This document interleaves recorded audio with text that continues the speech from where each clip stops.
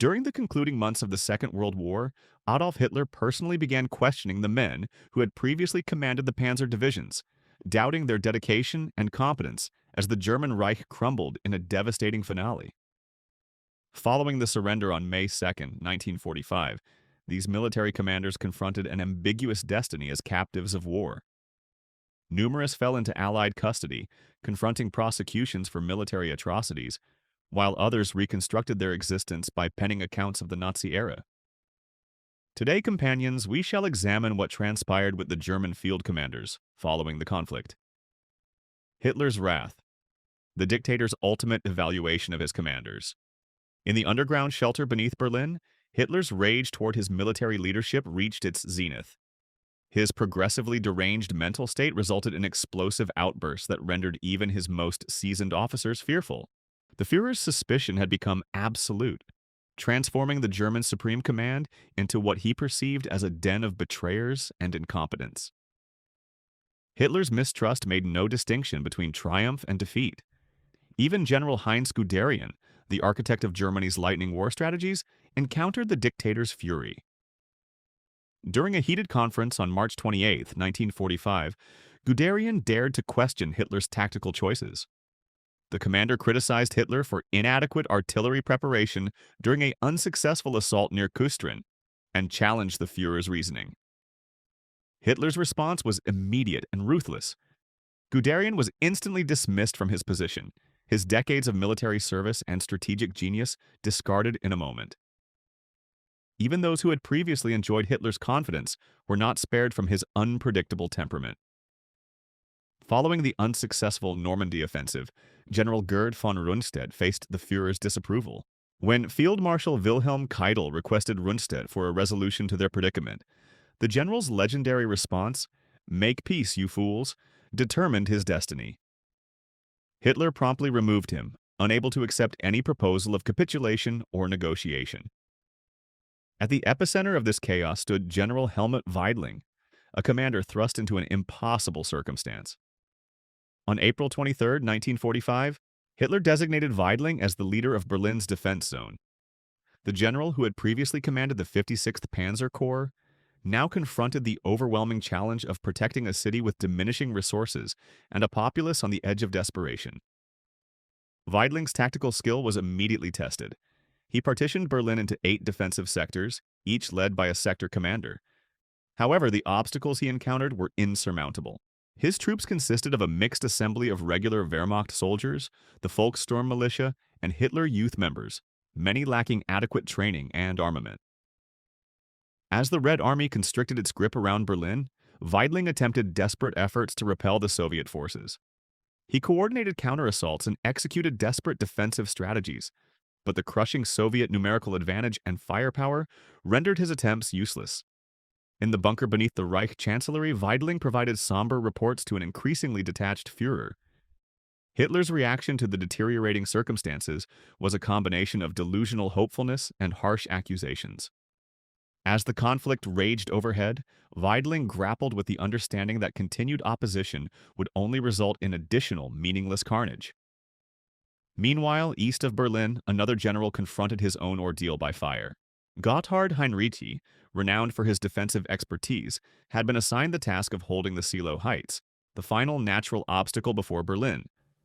Heinrici's efforts to communicate the futility of his position fell upon deaf ears. During a tense meeting in April 1945, Hitler dismissed Heinrici's concerns with chilling confidence, declaring, "If you understand that this battle must be won, it will be won." Heinrici's defense of the Seelow Heights demonstrated tactical brilliance, but was doomed by the overwhelming force of the Soviet attack. As the situation in Berlin became increasingly hopeless, not all generals chose to perish with the regime. Ferdinand Schörner, one of Hitler's most fanatical supporters, proved that even the most devoted could waver when facing certain destruction. Schörner, who had been elevated to field marshal in Hitler's testament, chose self-preservation over allegiance in the war's final days. In a shocking act of abandonment, Schörner deserted his position and fled southward, leaving his soldiers to confront the Soviet assault alone. Schörner's escape was a final betrayal, evidence of the Nazi command structure's disintegration in the face of imminent defeat. Walter Model, Death as Honor's Final Sanctuary. In April 1945, Model found himself surrounded in the Ruhr pocket, his forces encircled by advancing Allied armies. The circumstances became increasingly desperate as fuel and supplies dwindled. On April 15th, the Allies divided the pocket further, fragmenting Model's already depleted troops. As the noose tightened, Model made a fateful choice. On April 20th, he issued his final commands, permitting his soldiers to surrender or attempt to return home. It was an acknowledgement of defeat that contradicted everything he had fought for. But it wasn't this tactical retreat that sealed Model's fate. Instead, it was a devastating accusation from Joseph Goebbels on the same day, labeling Model and his men as traitors. The psychological impact of this charge on Model was profound. His internal anguish manifested in a bitter declaration. And these are the men I trusted. How many sacrifices have I demanded of my soldiers only to serve these swine? The burden of perceived betrayal combined with the crushing reality of defeat proved overwhelming for the once proud field marshal. On April 21st, 1945, Walter Model walked into a forest near Duisburg. He bid farewell to his staff, his mind already resolved. In those final moments, Model wrestled with the magnitude of his actions and the futility of further resistance. His last words revealed the depth of his despair and the rigid honor code that had defined his military career. I cannot envision that I, as a field marshal who believed in my country's victory and bear responsibility for the deaths of hundreds of my soldiers, should now emerge from these woods to approach Montgomery or the Americans with my hands raised and say, "Hello, here I am. I am Field Marshal Model, and I am surrendering." With these words echoing in the silent forest, Model raised his pistol and ended his life.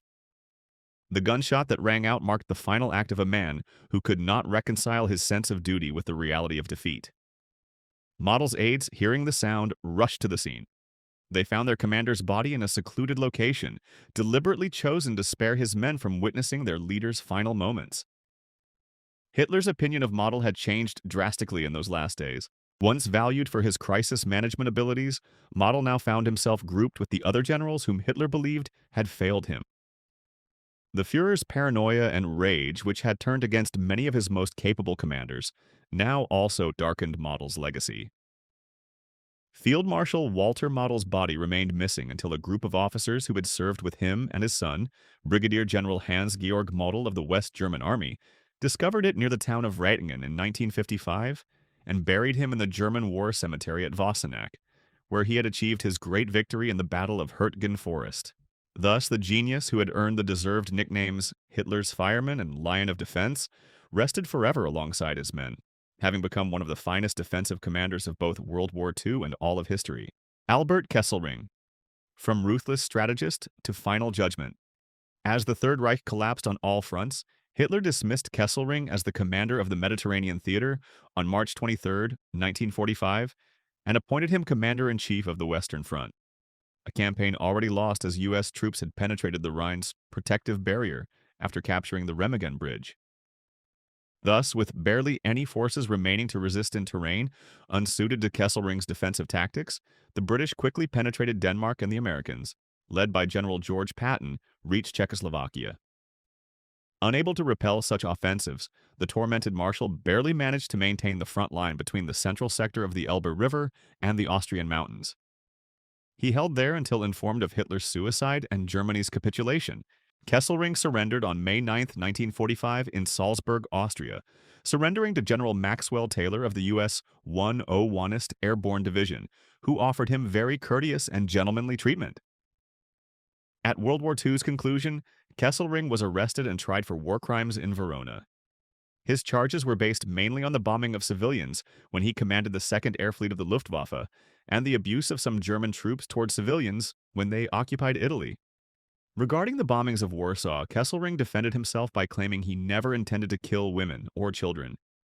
In Rotterdam, he argued he was unaware of the Dutch surrender before the attack, and for the raids on England, he claimed the fires covered the targets, causing bombs to accidentally fall on civilians.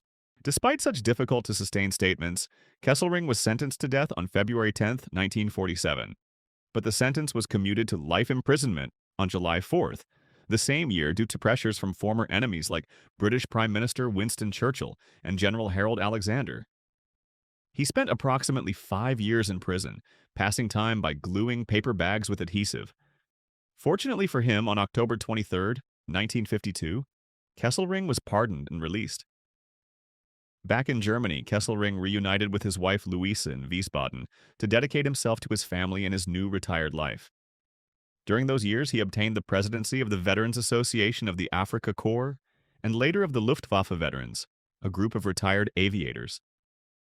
He held a similar position in a paramilitary cultural group known as the Steel Helmets, Stahlhelm, whose branches extended across Germany and Austria. Simultaneously, he was a strong advocate of the European defense community, seeking to balance power against the Soviet Union during the Cold War. Simultaneously with his political life as part of veterans associations, he also wrote about his experiences in two key works to understand the past conflict, titled Soldat bis zum letzten Tag and Gedanken zum Zweiten Weltkrieg. Unfortunately, on January 26, 1957, just after the death of his wife Louise Pauline, he had to abandon all his projects due to deteriorating health. Unexpectedly, on July 16, 1960, Albert Kesselring died at the age of 75 after a tough battle with throat cancer. Thousands of people and veterans attended his funeral in Wiesbaden, passing by a bronze coffin where the old soldier lay in a Luftwaffe blue uniform, marshal's baton in hand, and the Knight's Cross with swords on his chest. Curiously, leading the procession were his adopted son Rainer Kesselring, followed by former Chancellor Franz von Papen, SS General Sepp Dietrich, Ambassador Rudolf Rahn, Admiral Karl Dönitz, General Joachim von Kortzfleisch, and retired military Otto Remer, all proudly singing the Steel Helmets anthem known as Ich hat einen Kameraden. Once the ceremony concluded, he was buried alongside his wife Louise Pauline under a tombstone bearing only his name, date, and rank, but inside which lay a legend of World War II von Kleist, the marshal who proposed peace and faced his final fate. In late October 1943, von Kleist was promoted to field marshal and put in command of the 17th Army in Crimea. He proposed a tactical withdrawal on October 26th, which Hitler rejected to protect the Ploesti oil fields. Von Kleist defended Crimea when the Red Army blocked the Perekop Isthmus on November 1st, and Soviet naval infantry landed in Kerch in early 1944. Hitler allowed him to break the encirclement and escape Crimea, leaving behind many Axis troops. On March 30, 1944, Hitler summoned von Kleist to Obersalzberg along with Field Marshal Erich von Manstein. Hitler awarded them the Knight's Cross of the Iron Cross with swords but also removed them from command. Von Kleist recommended a peace agreement with the USSR, but Hitler refused. For the remainder of World War II, von Kleist led a peaceful and quiet life in his villa at Wieselberg Estate in Silesia.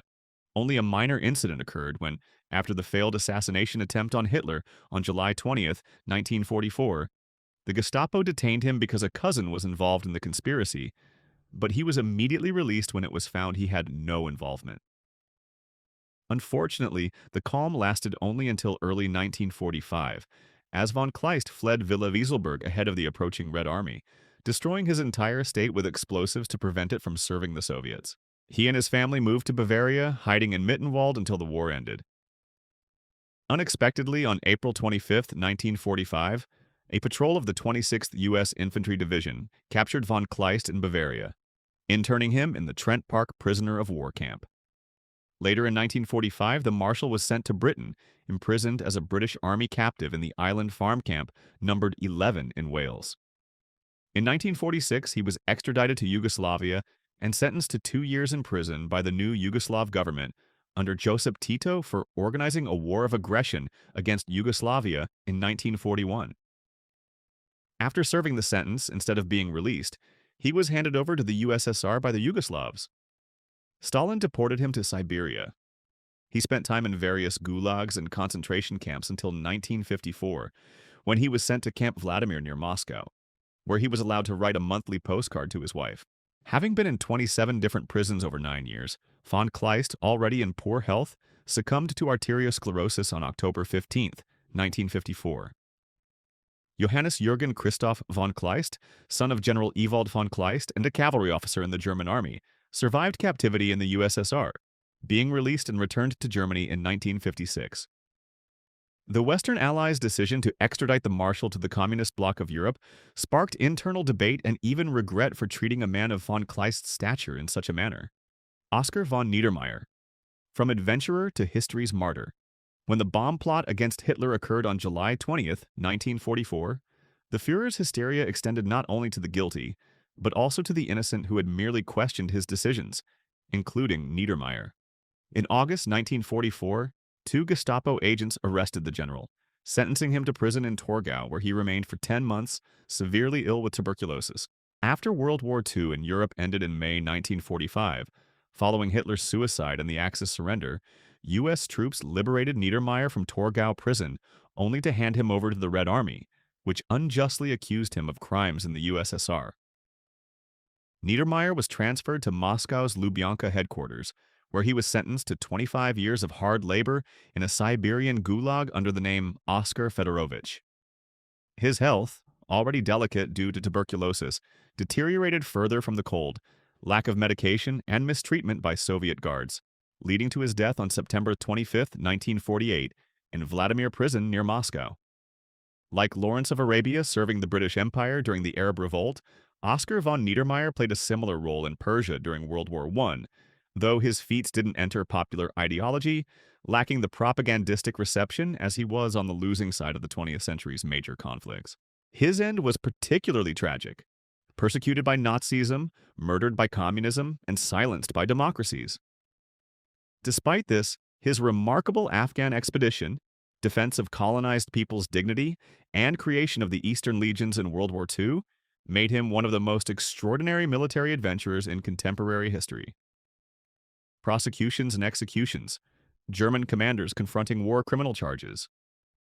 As the debris settled over the devastation of Nazi Germany, a fresh chapter commenced for numerous Hitler's Supreme Command members, one characterized by prosecution, accountability, and in certain instances, the ultimate penalty for their conduct. The Allied nations, determined to bring the architects of warfare and mass murder to justice, embarked on the challenging task of identifying, apprehending, and prosecuting those responsible for some of history's most abhorrent crimes. Among the notable commanders who faced prosecution were some of the Third Reich's most notorious figures. Field Marshal Wilhelm Keitel, who once headed the Wehrmacht High Command, found himself in the defendant's dock at Nuremberg, alongside other senior Nazi officials. Keitel's prosecution revealed the extent of his involvement in the regime's brutalities, including his participation in implementing the notorious Commissar Order, which mandated the immediate killing of Soviet political officers. The prosecutions of these commanders were not limited to Nuremberg's grand stage. In various corners of war-devastated Europe, military courts convened to judge those who had executed Hitler's commands with merciless effectiveness. One such instance was that of General Anton Dostler. Dostler's prosecution, conducted in Rome during October 1945, centered on his involvement in the killing of 15 American soldiers. These men, captured while on a mission to destroy a railway tunnel, were summarily killed on Dostler's orders in direct violation of the Geneva Convention. The general's defense, claiming he was merely following superior orders, failed to persuade the tribunal. On December 1st, 1945, Dostler faced an execution squad, becoming the first German commander executed for war crimes. The case of SS General Jürgen Stroop presented an even more disturbing picture of Nazi cruelty. Stroop, notorious for his involvement in suppressing the Warsaw Ghetto Uprising, was prosecuted in Poland for his actions. The tribunal heard horrifying testimony about the systematic destruction of the ghetto and the slaughter of tens of thousands of Jewish civilians. Stroop's prosecution concluded with a death sentence, carried out by hanging on March 6, 1952, in Warsaw, a fitting location given his crimes against the city's residents. For those found guilty, the conclusion was often swift and disgraceful. Field Marshal Wilhelm Keitel, along with Colonel General Alfred Jodl, faced the hangman's noose on October 16, 1946. As the rope was positioned around his neck, Keitel's final words were a last defiant cry. Alles für Deutschland. Everything for Germany. Moments later, the trapdoor opened, and one of Hitler's top military leaders plummeted to his death. Erich von Manstein, From Battlefield to Courtroom. In the conflict's final days, as Soviet forces closed in on Berlin, Manstein made a critical decision. Rather than face capture by the Red Army, he chose to surrender to British forces in northern Germany. This calculated move would influence his post-war existence, sparing him from the harsh treatment often administered to German officers captured by the Soviets. Manstein's capture marked the beginning of a new struggle, not on the muddy battlefields of Eastern Europe, but within the confines of Allied detention camps and courtrooms. The once proud field marshal, accustomed to commanding vast armies, now found himself stripped of rank and authority, subject to his captor's whims and the scrutiny of war crimes investigators. The British wasted no time in subjecting Manstein to intensive interrogation. Military intelligence officers sought to extract every possible detail about German operations on the Eastern Front, where Manstein had played a pivotal role. Manstein's prosecution, held in Hamburg in 1949, became a focal point for debates about military responsibility and the nature of following orders in wartime. The prosecution painted a damning picture of a commander who not only permitted but actively facilitated war crimes. Manstein, for his part, clung to the defense that atrocities were carried out by SS units not under his direct control, a claim echoed by many former Wehrmacht officers in the years that followed. During the proceedings, Manstein's own words came back to haunt him. He admitted to allowing reprisals against the wives of Russian partisan fighters for attacks on German soldiers, arguing that the civilians had employed all forms of illegal warfare, including wearing German uniforms and poisoning water supplies. These admissions, though perhaps intended to justify his actions, only served to underscore the brutality of the war he had helped wage. The verdict, when it came, was mixed. Manstein was found guilty on 9 counts related to the execution and mistreatment of Russian soldiers and civilians. However, he was acquitted of 8 other charges, notably those related to the extermination of Jews. The sentence, 18 years in prison, reflected the complexity of assigning individual culpability for the crimes of an entire regime. Upon his release, von Manstein had the opportunity to speak before the Bundestag of the Federal Republic of Germany to reorganize the post-war German army, now as a member of NATO. He soon regained his former general rank and devised defensive plans to protect the country against a possible attack by the German Democratic Republic under USSR tutelage.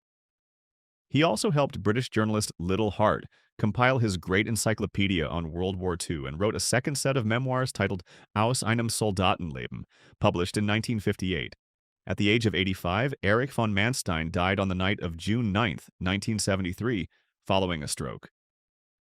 In gratitude for his services, Germany held a high-profile state funeral, honoring the old marshal as one of the great heroes of antiquity.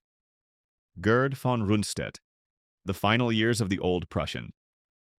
On May 1, 1945, as Allied forces swept through Germany, von Rundstedt's illustrious military career came to an inglorious end. The 36th U.S. Infantry Division captured the aging field marshal, marking the beginning of a new chapter in his life, one defined by interrogation, imprisonment, and finally a quiet retirement in the shadow of his former glory. The Americans wasted no time in seeking answers from their high-profile prisoner. Von Rundstedt was swiftly transported to Camp Ashkan, a temporary detention center housed within the opulent Palace Hotel in Bad Mondorf, Luxembourg.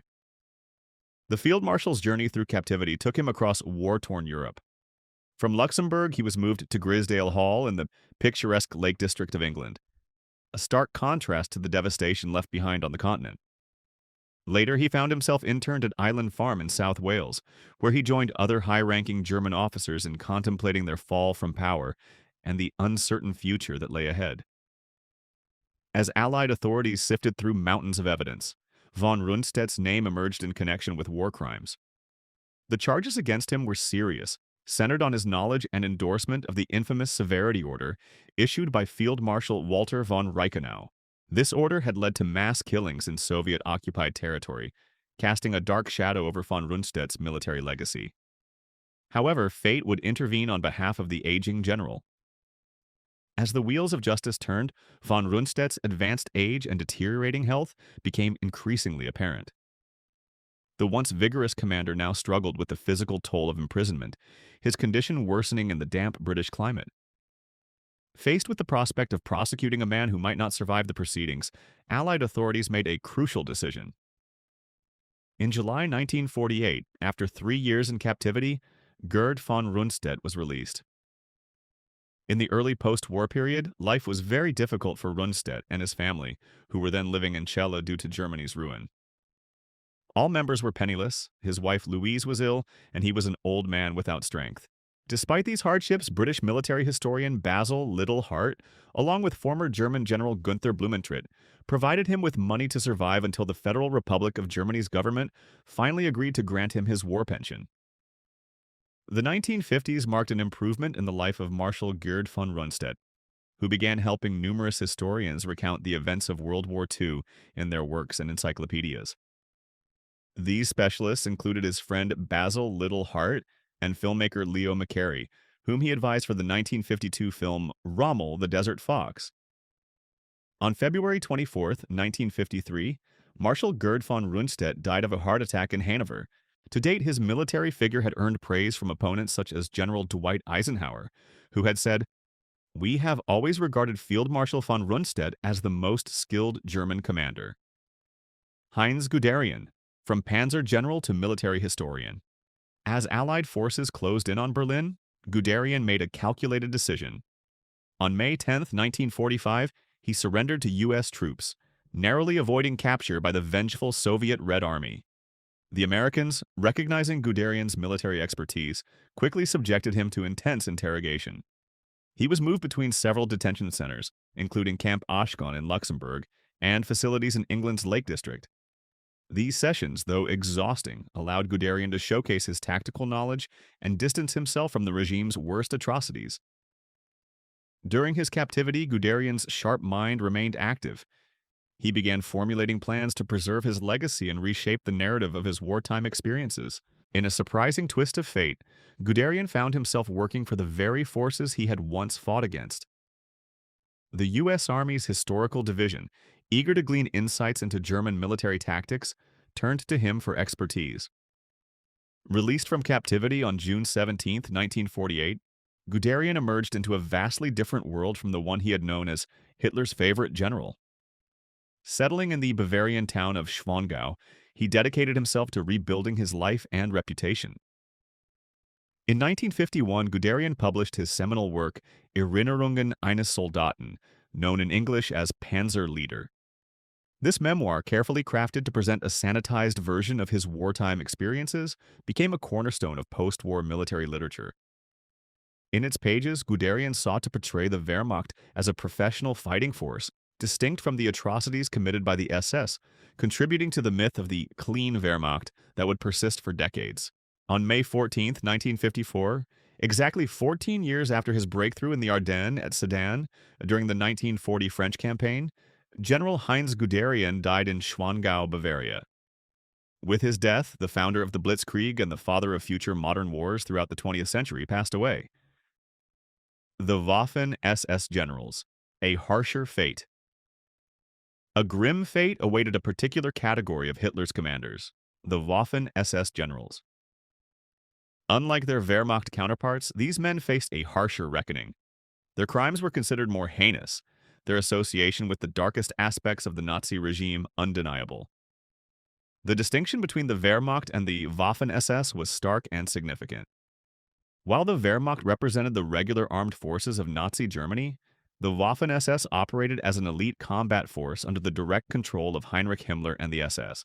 This separation would prove crucial in the post-war period as Allied prosecutors sought to unravel the complex web of responsibility for the atrocities committed during the Third Reich's reign of terror. In the damp cells of Allied prisons, the Waffen-SS generals found themselves facing a litany of charges that went beyond the usual scope of military defeat. They were accused not only of waging aggressive war, but of crimes against humanity, mass executions, ethnic cleansing, and direct participation in the Holocaust. Among these fallen commanders, the fate of Sepp Dietrich stood out as a stark example of the price paid for loyalty to Hitler's most fanatical military arm. Once a feared and respected leader of the 1st SS Panzer Division, Leibstandarte SS Adolf Hitler, Dietrich now faced the grim reality of Allied justice.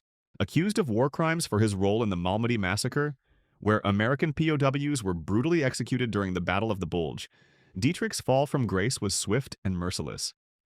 The Malmedy trial, held in the shadow of Nuremberg, exposed the brutal nature of Waffen-SS operations. Witnesses recounted how Dietrich's men had gunned down unarmed American soldiers in a snow-covered field, a blatant violation of the Geneva Convention. Despite attempts to shift blame and claims of following orders, Dietrich could not escape the weight of evidence against him. However, not all Waffen-SS generals shared the same fate. Paul Hauser navigated the treacherous waters of post-war justice with surprising dexterity.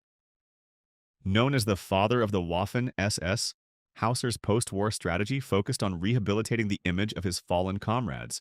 He sought to draw a distinction between the combat units of the Waffen-SS and the concentration camp guards, arguing that the former were simply soldiers fulfilling their duty. Hauser's efforts to present the Waffen-SS as a fourth branch of the Wehrmacht, separate from the regime's atrocities, found some resonance in the complex political landscape of the Cold War. He became an advocate for veterans' rights, writing memoirs that sought to reshape the narrative around the Waffen-SS.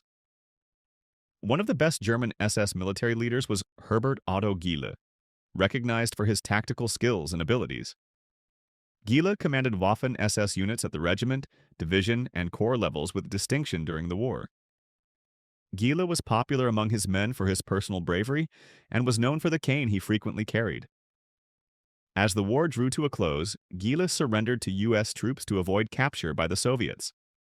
He was a prisoner of the Americans for 3 years until his release in May 1948. After the war, he worked for a newspaper until 1958 and also ran a small bookstore. Giele founded a magazine for veterans of the Viking Division, the Viking Roof. On December 26, 1966, Herbert Otto Giele died of a heart attack in Stemmen near Hanover and was buried in the local cemetery of the town. The only SS general tasked with defending Berlin was SS Obergruppenführer Felix Steiner. In May 1945, with Germany's surrender, Felix Steiner was imprisoned by the Allies, later released by the British. After regaining his freedom, Steiner worked to improve conditions for SS veterans and wrote numerous books about his combat experiences, the most famous being Die Armee der Geächteten, Army of Outlaws. In 1953, the CIA recruited Steiner to found the Gesellschaft für Wehrkunde, composed of former German military officers. This organization served as a propaganda tool and think tank for the rearmament of West Germany, leading to the Bundeswehr. Felix Steiner died in Munich, Bavaria, on May 17, 1966. Karl Wolff was one of the highest-ranking SS generals after Heinrich Himmler and Ernst Kaltenbrunner. Arrested on May 13, 1945, Wolff was imprisoned in Nuremberg. During the Nuremberg trials, he was allowed to avoid prosecution in exchange for facilitating early surrender in Italy and testifying for the prosecution. Released in 1947, he was charged by the post-war German government as part of the denazification process. Under house arrest, Wolff was sentenced in November 1948 to 4 years in prison. After his release, he worked as an executive in an advertising agency and moved with his family to Starnberg in 1962. During the trial of Adolf Eichmann in Israel, it was revealed that Wolff had organized the deportation of Italian Jews in 1944. He was tried again in West Germany and in 1964 convicted of deporting 300,000 Jews to Treblinka, leading to their murder. Sentenced to 15 years, Wolff served only part of his sentence and was released in 1971. After his release, Wolff retired to Austria. In the 1970s and 1980s, he returned to public life, giving lectures about the inner workings of the SS and his relationship with Himmler. He appeared in television documentaries, including The World at War, where he claimed to have witnessed the execution of 20 or 30 partisan prisoners in Minsk in 1941 with Himmler. In the 1970s, Wolff promoted the theory of a supposed plot to kidnap Pope Pius XII. Most accusations of this plot are based on a 1972 document written by Wolff and published in 1991 by Avanti d'Italia, as well as personal interviews with Wolff before his death in 1984. According to Wolff, on September 13, 1943, Hitler gave the directive to occupy Vatican City, secure its archives and artistic treasures, and take the Pope and the Curia to the north. Allegedly, Hitler did not want the Pope to fall into Allied hands. Wolff's reliability has been questioned by Holocaust historians, such as Istvan Deák, a professor of history at Columbia University. Reviewing A Special Mission by Dan Kurzman, a promoter of the theory, Deák noted Kurzman's credulity, and that he uncritically accepts the validity of controversial documents and believes without question in statements made by his main German interlocutor, former SS General Karl Wolff. Additionally, Dieck criticized the book's modest documentation, which contains a great many vague or inaccurate references. In the 1970s, Wolff also became involved with Stern journalist Gerd Heidemann. They traveled together to South America, where they helped locate, among others, Klaus Barbie and Walter Rauff, whom Heidemann interviewed for a series of articles. Wolff served as a consultant for the supposed Hitler diaries and was deeply affected when they were revealed to be forgeries by Konrad Kujau. Wolff refused to attend Heidemann and Kujau's trial. Karl Wolff died on July 17, 1984, in a hospital in Rosenheim. Friedrich Jeckeln was one of the senior SS officers during World War II, known for his brutality and efficiency in implementing Nazi extermination policies in the Ostland territory, which included the Baltic states and part of Belarus. Jeckeln was captured by Soviet troops near Halbe on April 28, 1945, along with other German officers. He was tried by a Soviet military tribunal in the Riga trial in Latvia from January 26, 1946 to February 3, 1946. During the investigation, he remained calm, answering investigators' questions clearly, and on the bench, he appeared bored and impassive. Jeckeln's final words were moderate, fully admitting his guilt and accepting full responsibility for the activities of the SS and SD police in Ostland. Concluding his speech, he said, "I must bear full responsibility for what happened within the borders of Ostland, within the SS, SD, and Gestapo. This greatly increases my guilt. My fate is in the hands of the Supreme Court, so I only ask that it considers mitigating circumstances. I will accept a sentence with full repentance, which I will consider a deserved punishment." Jeckeln and the other defendants were found guilty, sentenced to death, and hanged in Riga on February 3, 1946, in front of about 4,000 spectators. Contrary to popular misconception, the execution did not take place in the former Riga ghetto, but in Victory Square. Who wears Lacombe's Children of War, Four Tragic and Glorious Destinies? In the shadow of the marshals, Gunther Guderian, son of General Heinz Guderian, was born in 1914, the year World War I erupted. From an early age, he was determined to follow in his father's footsteps. By age 21, he was serving in the Wehrmacht and participated in the campaigns of Poland and France, where he was wounded twice. In 1942, he graduated from the Staff College and served in various Panzer units. In May 1944, he joined the general staff of the 116th Panzer Division, remaining there until the war's conclusion. In October of that year, he received the Knight's Cross for his courage in the Battle of Falaise. He participated in the Battle of the Bulge and the battles in the Hurtgen Forest. The war ended for him in April 1945 with the surrender in the Ruhr Basin. Released in 1947, he returned to the Army in 1956 as a commander and reached the rank of Inspector General of Armored Forces, the same position his father held. Gunther retired in 1974 and died in 2004 at age 90. Manfred Rommel, son of the legendary Field Marshal Erwin Rommel, was born in 1928. Manfred was too young to enlist in the German army during the early campaigns. In 1943, at only 14, he was sent as an aide to the Luftwaffe to help in Germany's air defense. It is said that he wanted to join the Waffen-SS, but his father prevented it. After his father's death, Manfred was transferred to the Reich Labor Service. In March 1945, he deserted before the French First Army reached his position. After the war, he studied law and political science, later holding various political positions, including mayor of Stuttgart in 1974. Manfred died in 2013 at age 84. Erich von Manstein's son, Gero, was born on the last day of 1922. Despite being described by his father as a fragile, asthmatic child, Gero did not let his condition hold him back. Inspired by his family's military heritage and the fervent nationalism of the time, he decided to follow his father's path. In 1941, Gero joined the invasion of the Soviet Union as part of the 18th Motorized Infantry Division during the relentless Operation Barbarossa. He rose to the rank of corporal. This unit fought tenaciously in Army Group Center until the brutal winter set in. Gero returned to Germany to attend officer school, graduating as a lieutenant before being sent back to the Eastern Front. After several months of convalescence, he joined the 18th Panzer Division in the summer of 1942, stationed near Leningrad under Army Group North. Fate saw his father sent to the same area after the capture of Sevastopol. On August 27th, he stood at the gates of Leningrad, ready to lead an assault that never materialized. 2 months later, on October 23rd, 1942, Gero perished under his father's command at age 19. This tragic event was a devastating blow for the marshal who, without time to mourn, had to face the critical situation of the German army encircled in Stalingrad. Hans Georg Model, son of Walter Model, had a more fortunate fate. Born in 1927, Hans could not join the German army until 1944, when the war was already ending. At 17, he enlisted in the Wehrmacht Reserve. In December 1944, he spent the first months of 1945 receiving basic military training while studying to become an officer. The war ended before Hans could see combat. After World War II, Hans obtained a journalist's license and studied law at the University of Bonn. However, in 1956, he decided to join the Bundeswehr.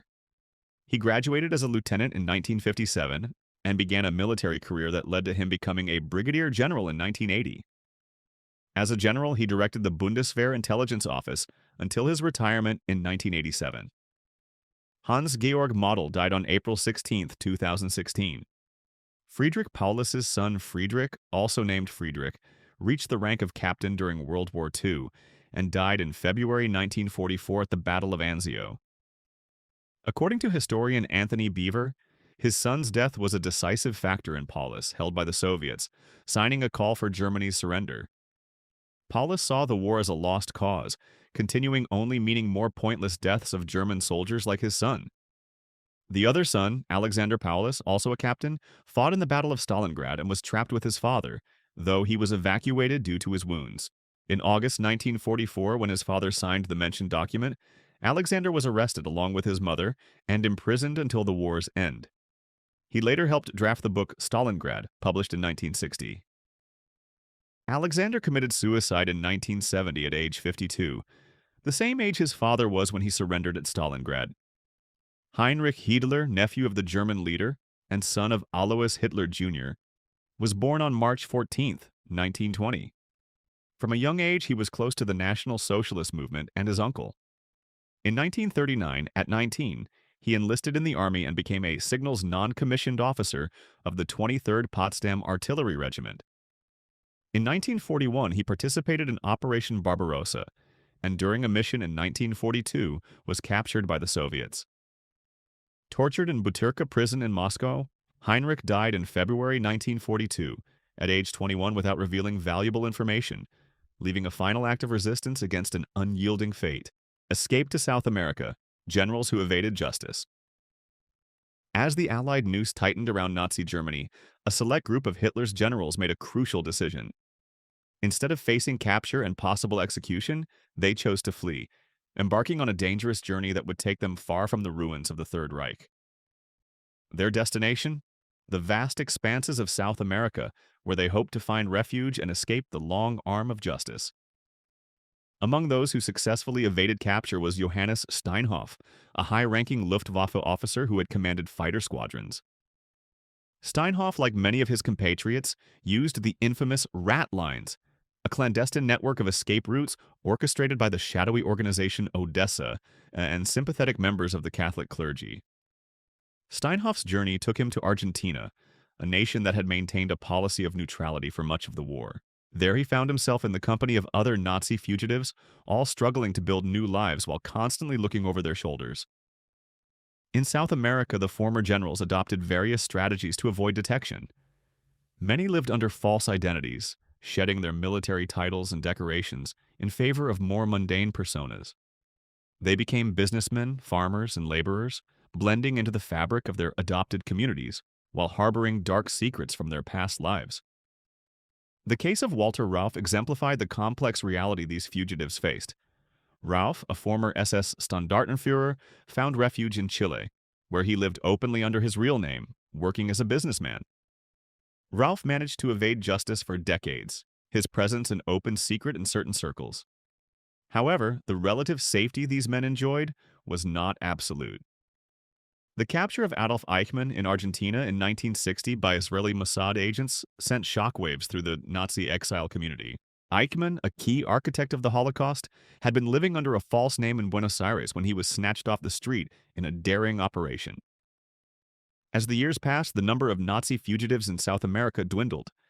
Some, like Walter Rauff, died peacefully in their adopted homes, their crimes unpunished. Others were eventually tracked down and brought to justice, their captures making international headlines and reopening old wounds.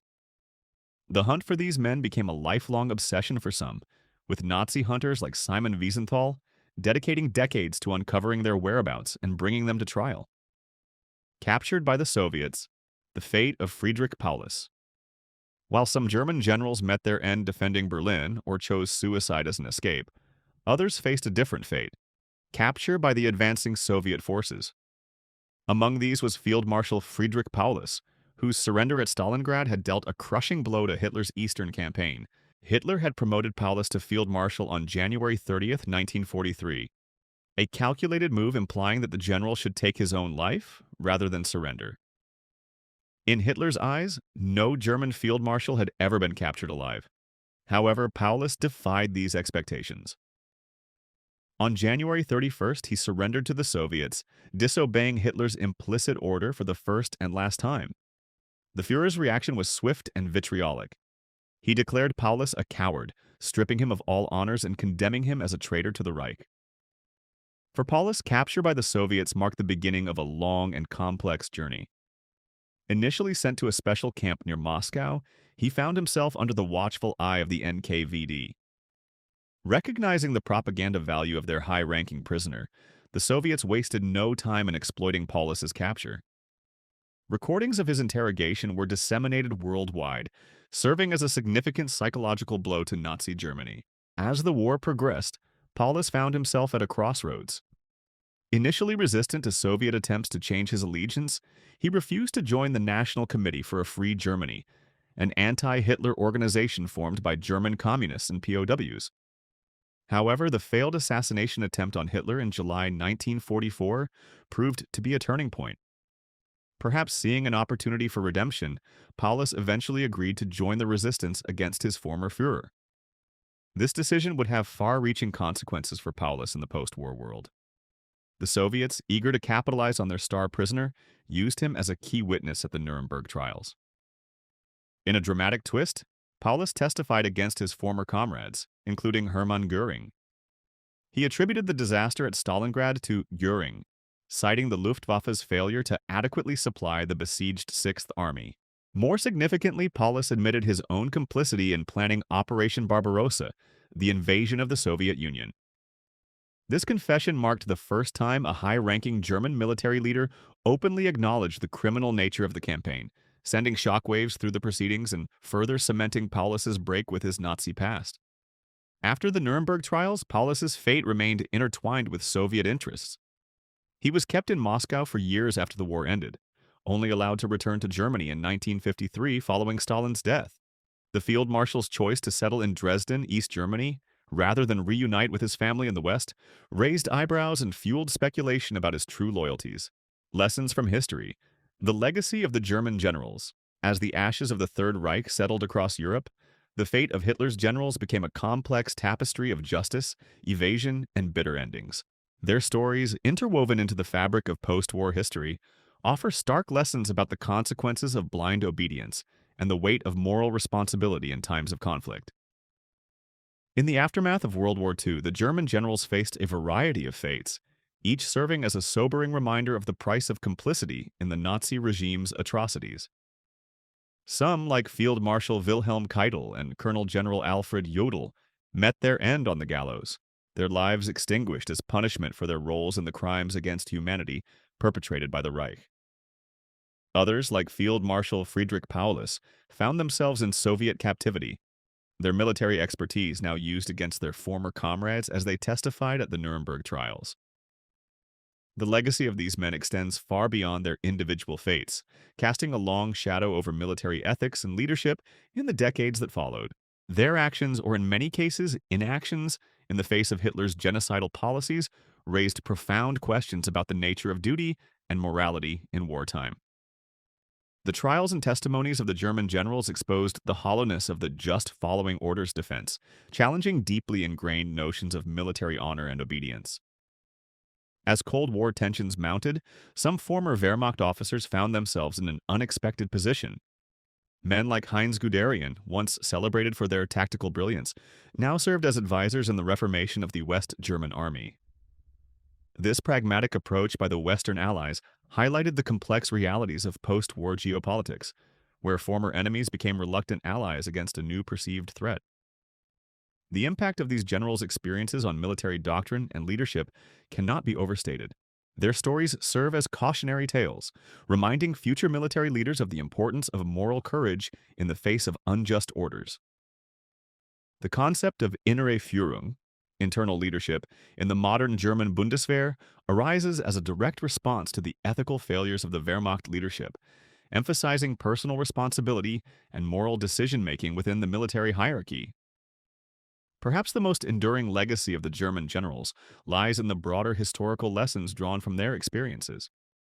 Their fates underscore the dangers of authoritarianism and the consequences of surrendering individual moral judgment to the dictates of an oppressive regime. The trials and testimonies of men like Erich von Manstein and Friedrich Paulus helped shape post-war perceptions of Nazi Germany and the Wehrmacht, challenging the myth of the clean Wehrmacht and forcing a national reckoning with the past. When Field Marshal Keitel stood before the gallows, his final words, "Alles für Deutschland," everything for Germany, rang hollow in the face of the atrocities revealed during the Nuremberg trials. His execution, along with those of his fellow officers, served as a stark reminder of the price of complicity in crimes against humanity. The fates of these men, from the gallows to prison cells and quiet retirements, stand as a testament to the complexities of accountability in the aftermath of total war. The stories of Hitler's generals continue to resonate today, offering valuable insights into the nature of leadership, the importance of ethical decision-making, and the consequences of moral failure in times of conflict. Their legacy serves as a somber reminder of the depths to which humanity can sink, and the long shadow cast by the decisions made in the crucible of war.